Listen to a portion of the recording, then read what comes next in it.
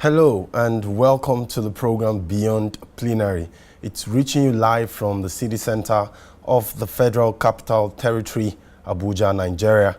I am Nsikak Evans. Of course, this is where we'll be bringing you up to speed on some of the activities that transpired this week on the floor of the Senate. First of all, we will know that the Senate has issued 2-week ultimatum to ministries, agencies, and parastatals to those who have failed to submit their 2017 budget report. Also, the Senate has also constituted an ad hoc committee to look into some fraud allegations involving over $4 billion with Chevron and other companies. These and other stories we'll be discussing. Of course, let's not forget we have a guest in the studio. You want to find out who my guest is, then sit back and relax. We will be right back. Stay tuned.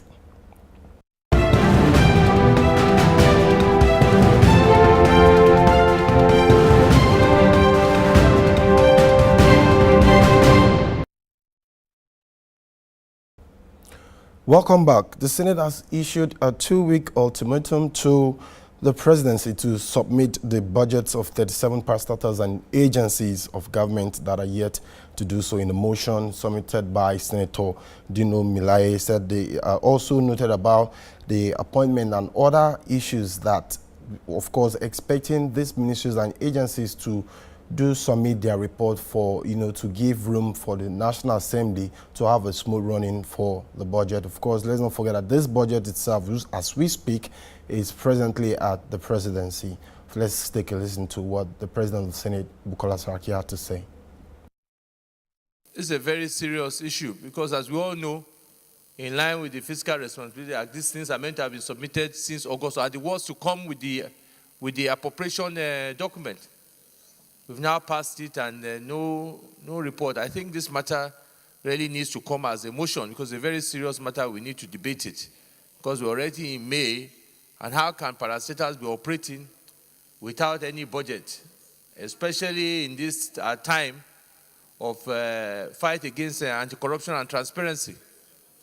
No, I think we need to take this matter seriously because clearly these agencies are just flouting the guidelines and breaking the law.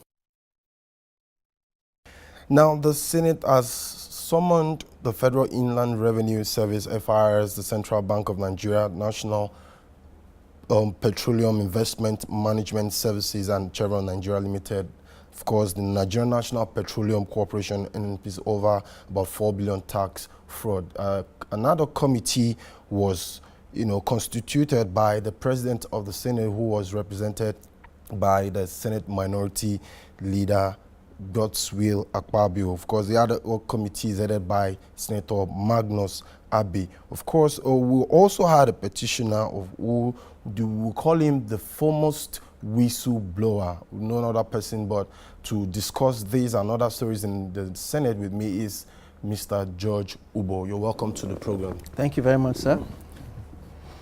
Okay, can you bring us up to speed on this petition? Where are we now as it stands? Thank you. After the whole EFCC debacle, when I petitioned the EFCC to the Senate, a hearing was held on August 26, 2015. And after we dealt with that, I filed this other petition against Chevron for over $4 billion. And it's actually a collusion, Chevron, FIRS, the banks. Now, contemporaneously, I gave the Senate the whistleblower protection bill I drafted. And I wanted that implemented because of the adverse treatment I was receiving, so that the legal framework would be there. And I withdrew the petition. But now, since 2015, the bill has passed second reading, to the best of my knowledge. Yes. So the petition has resuscitated, and I was invited on Wednesday, May 17. Of course, I commended the 8th Assembly. I always do, because the opportunity given to me to go after, or rather to substantiate my allegation against the EFCC was given to me by the Senate. Even I had written petition to different, entities and whatnot. Without response. Exactly, without response. And to that extent, I thank them. But I let them know too that the reason I withdrew the petition is because I don't want to be furnishing information without compensation and or protection. And don't forget that even after the EFCC thing, I was engaged by the federal government, and I traced 324 billion naira within 27 days, and I still haven't been paid, even if it's in writing that I will get 5%. So, and of course, the whistleblower policy has been announced, and I feel for people like me to come forward with evidence of fraud or corruption or whatnot, the proper legal framework has to be put in place, particularly when I've taken my time to draft it. You understand what I'm saying? So, and they agreed with me that certainly the company, because look, if this whistleblower thing is handled well, I've posited on different fora that is going to be used to eradicate the hybrid problems of security, insecurity, and corruption. So they agreed with me, and after that, we had a good talk. So we're going to move forward with that. Okay, talking about the whistleblower bill, right? Is there any provision where, peradventure, a situation where you happen to blow the wrong whistle, what happens to that person? Yes, the one I drafted calls for that. You see, look, law is law. Okay, if you provide information and the information is vetted and it turns out to be frivolous or not true or false, malicious, whatever, you can be prosecuted. Sure. If you provide information and someone in that department, agency, whatever, compromises your information by maybe revealing the information before they act on it, and I've been getting a lot of report regarding that, then that person that compromised information has to be prosecuted. So, it protects everybody, And in cases now, through Judge Uboh Whistleblowers Network, I have information that whistleblowers give information, and the agency they give information would now inform the person that the whistle is blown against to move the evidence. Do you understand what I'm saying? So putting that whistleblower at risk. Yeah. So this is the reason why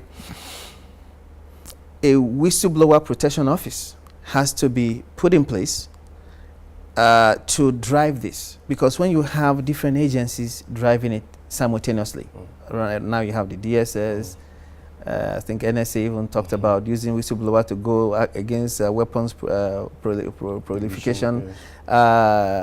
Police, EFCC, Ministry of Information, Ministry of Finance, all doing it. Certainly there's going to be confusion.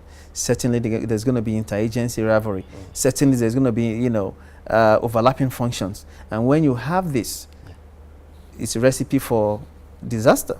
So when I met with the Minister of Finance on January 16 this year, after commending her for her courageous effort, coming out with this policy,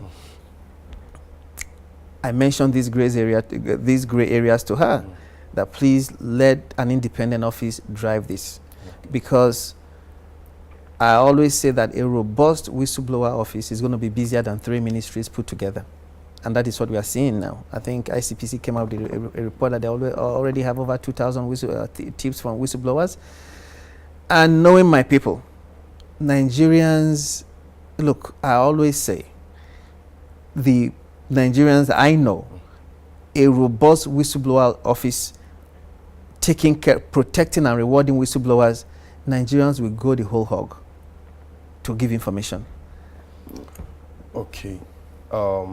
Let's find out. So far, I don't think there have been an official estimate of the recoveries that have been made so far. Looking at several billions, naira, dollars, name it, in Lagos, Abuja, and the likes. normally, where does this money go to, and what are we supposed to do with this monies? Well, I don't speak about things I don't know. Okay. When I came out against the EFCC, that is because I had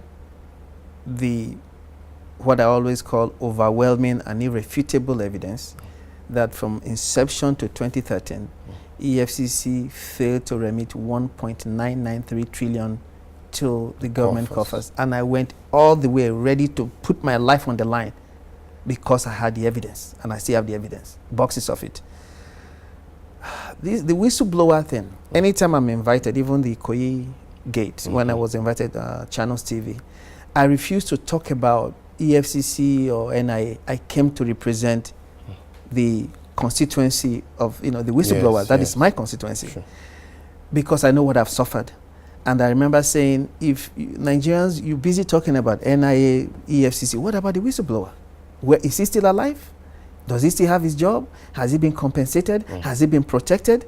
Because the way the case is going, don't forget that a whistleblower may metamorphose into a witness. Yes. That is why the version I drafted talked about whistleblower and witnesses protection. So if this guy is going to be a witness against the NIA, you're talking two big dogs now. He's going to be, when they say when two elephants fight, the grass suffers. This is a mere security guard. This is the person I want to talk about. Make sure you protect this person. Because in my opinion, any whistleblower who has furnished vital and credible information that leads to recovery, and that person is not rewarded and or protected, it's like someone being raped.